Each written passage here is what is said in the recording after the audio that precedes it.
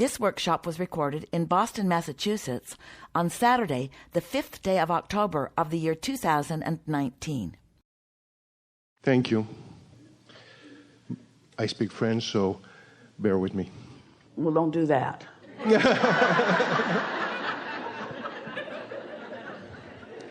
I'd like to talk about an emotion, a reaction I have, that it's tears of joy. When I feel joy, a joyful moment, why do I cry sometimes? We already talked about your 2 points of attraction. So your inner being is in this place of continual well-being, love, appreciation, not enough words to really give you the visceral definition of how your inner being feels. So when for some reason you let your walls of resistance down and you join that vibration, now you are interpreting how your inner being feels through your physical body. You know how if you're really hungry, you haven't had an opportunity to eat, and your body's been asking for food, and then you sit down and it's a particularly good meal. Esther always said that the secret to Jerry liking her cooking was that she always made sure he was really hungry before she fed him. So he really thought it was good every time. So you know that feeling of really, well, that's sort of the same thing. In some mild resistance, it can't be strong resistance or you wouldn't get to that alignment, but in some mild resistance, now you've let that go and you've allowed yourself to join. It's a release or a relief of resistance. There's something more we want to say to you. You know the physical human adage or question that has been around for a long time. If a tree falls in the forest and there's no one there to hear it, did it make a sound? And we say, if a tree falls in the forest and there's no one there to hear it, there are no ears there to interpret the vibration into a sound, then no, it didn't make a sound. It made a vibration.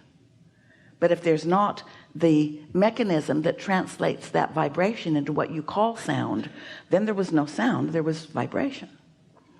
So your inner being doesn't have a body, doesn't have ears, doesn't hear in what you would call hear, or see in the way you would call see. But when you are really in sync with your inner being, so you are interpreting the vibration of your inner being through your physical body, that's your inner being's vibration that you are interpreting in that way.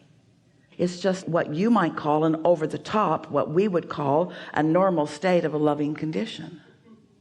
Tears of joy is... Sometimes you feel overjoyed. Well, why would you feel overjoyed? Because you haven't practiced the capacity for joy. That's your indication that it's just not the next logical step. This was sort of new. This was sort of more than I'm used to. It is a feeling, it is an emotion that is, since I've been listening to you, it's smaller and smaller. But still today, when we stood up and then, clapping at you, okay, I see people crying because we're joyful of being here. It's a sort of homecoming. It's a recognition of where you belong. It's a final step into non-resistance. And so it's that last trailings of resistance sort of being let go in that moment. But this is a wonderful conversation, really worth spending a moment here, because so many humans, we say, you said it in a different way just now, the more you practice the vibration of who you really are so that you are resistant free on the subjects that matter to you, the more you will be privy to, consciously aware of vibrations becoming, to the point that when you get to the point where the manifestation is the next logical step, it will so feel like the next logical step that it won't feel like some big, extraordinary fireworks and balloons letting go of event, because it's the next logical step. But humans, you like the drama of things, so you really do hold yourself, sometimes almost deliberately, in deprivation of what you really want, so that you can feel that little edge of moving into it. And it's all right. We're not worried about you for this reason. Your life will never become mundane, because with every new piece you let in and every new piece you allow to manifest, you stand in a new place of attraction, and there will always be the new that comes to you. So you will always be feeling the newness of something. You will never, Esther's wanting to coin a new word, boardinary. You'll never feel boardinary. All right. Got it. Enough? Enough. Really good. Thank you very much. Really good.